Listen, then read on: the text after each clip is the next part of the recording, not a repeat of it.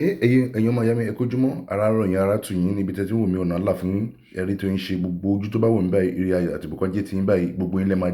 di olówó ẹ máa di ọlọ́lá ẹ máa di ọlọ́rọ̀ ẹ máa rí gbígbá láyé kò nípa yín ní kékeré ẹ ní ṣẹ́kù ní kékeré ẹ wo orúkọ mi náà kò yí padà babaláwo international ẹ má jẹ́ kí quick one ẹ má jẹ́ kí pẹ́ lórí ẹ̀ rárá àtọ̀ ẹ wo iṣẹ́ yìí iṣẹ́ àṣírí bíbò ni iṣẹ́ àṣírí bíbò tó máa jẹ́ kí èèyàn rí owó nígbà tó bá lò ní ọ̀sẹ̀ tó bá lò yẹn kò sí wàá rí owó ó dájú mo ti rí lóòótọ́ mo ti rí online mo ti rí díbi bíi méjì mẹ́ta ní online but ẹ jẹ́ kí n kọ́ wa níṣẹ́ yìí kó pé kérékéré méjì mẹ́ta lóògùn jẹ́ kí n kọ́ wa ní iṣẹ́ yìí ẹ má jẹ́ kí n yọ kúrò ńbẹ̀ lóòótọ́ ibi tí ẹlòmíì bá mọ̀ tiẹ̀ dé ibẹ̀ náà ni ó dé understand but ẹ jẹ́ kí èmi kọ́ wa tán ní iṣẹ́ yìí bó ṣe ń ṣiṣẹ́ ìlélẹ̀ yìí ẹ jẹ́ ká lọ wá ewé ìyálóde funfun ẹyọ kan péré ẹ jẹ́ ká mọ sórí ọlọ ká lọ tábà ti lọ lórí ọlọ a máa mú epo bùn náà a máa mú ewé ìyálóde yẹn ẹ mọ sórí ọlọ ẹ bu epo bùn tí a ti lọ kúnná ẹ bù lé ewé yẹn lórí tẹ́ bá ti lọ ewé yẹn ẹ bá ti bù lé lórí ẹ wá lọ papọ̀ ẹ wá tẹ̀ ẹ bá ti lọ papọ̀ ẹ wá tẹ̀ ní ìjògbè ẹ tẹ̀ ní ìjògbè lórí ọlọ yẹn tẹ́ bá ti tẹ̀ ní ìjògbè lórí ọlọ yẹn ẹ wá fi ọṣẹ kó tẹ́ bá ti fi ọṣẹ kó tán ẹ kó sínú kòkàn ẹ̀ẹ̀kan péré lẹ máa fi wẹ̀ ọṣẹ ẹ̀ẹ̀kan péré lẹ máa fi kó sí tẹ́ bá ti kó sí ẹ wá lọ mú lọ síbi tẹ́ bá ti ṣe bẹ́ẹ̀ yẹn ẹ filẹ̀ ẹ bomi sílẹ̀ sínú bedroom ẹ padà wá ẹ wá mú epo bòmú yìí ẹ lọ akúná ẹ dà sínú apẹ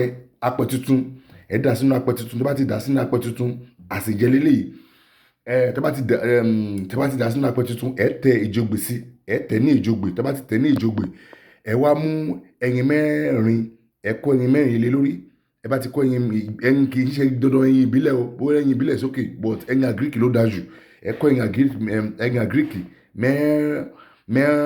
mẹ́rin lé lórí ẹ bá ti kó mẹ́rin lé lórí ẹ mú fanta odidi kan ẹ dà lé lórí tẹ́ bá ti dà lé lórí kí lẹ máa ṣe ẹ wá gbé lọ sí orí stove gas àbí orí èédú ẹ sè á jiná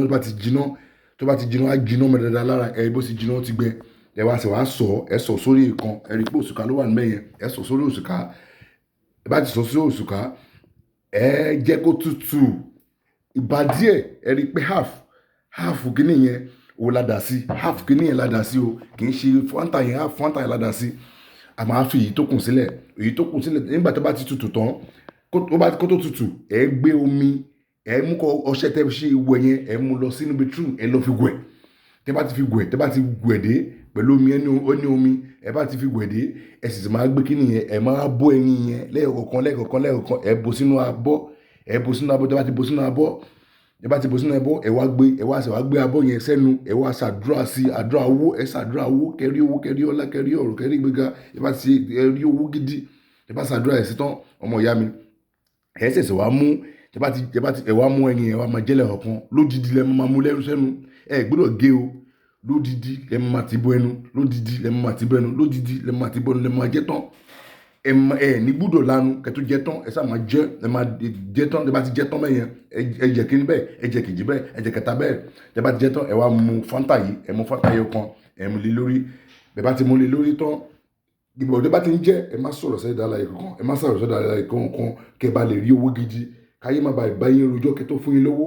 ọkùnrin obìnrin ọmọdé àgbàlá babaláwo oníṣègùn aláfa gbogbo ẹbí ló wà fún iṣẹ́ ìdájọ́ ó confam ẹ wo ẹ mọ̀ pé complete ẹ rí pé complete ẹ lè má rí ní àbọ̀ lábọ̀ lórí Facebook but mo ti sọ fún ẹ ìkàn tó ṣiṣẹ́ fún so tẹ́ bá fẹ́ lọ kíní yẹn náà tẹ́ bá ti ń lọ kíní yẹn ẹ má bínú tẹ́ bá ti ń lọ ọṣẹ yẹn ní orí ọlọ kí ìpọ̀bù àti ewé ìyálóde yẹn ẹ ra ta fanta yẹn lára fanta yẹn ẹ ta díẹ̀ sí lórí ẹ ta lára fanta yẹn sí orí ọṣẹ yẹn fanta yẹn lẹ máa fi po ọṣẹ yẹn o lẹ máa fi po díẹ̀ lẹ máa ta sí so bó ti jẹ́ nìyẹn complete confam babaláwo international mo ti fún wa tán iṣẹ́ náà nìyẹn iṣẹ́ náà dájú ó confam ẹ dè mọ̀ pé mo ní ever dá yín mi ní ever dá lé Odùwà lágbára ìdìmọ̀ ilẹ̀ Odùwà lọ́wájú o mo dúpẹ́ lọ́wọ́ èèyàn ọmọ káàrọ̀ jíire ẹ jọ yẹ ká jẹsẹ́ ilé mi Monday Tuesday Wednesday Monday Tuesday àti Thursday la máa ń jẹ iṣẹ́ yìí o Monday Tuesday Thursday la máa ń jẹ ó lè dá fún iṣẹ́ ìbẹ̀rẹ̀ oṣù tuntun so thank you very much God bless you ẹ wo ẹ̀mí ọmọ yín náà níta ìdílé ìjà àṣekùn tó gbóyún mọ̀ sí babaláwo international eré o kàǹkà God bless you have a blessed week ahead thanks.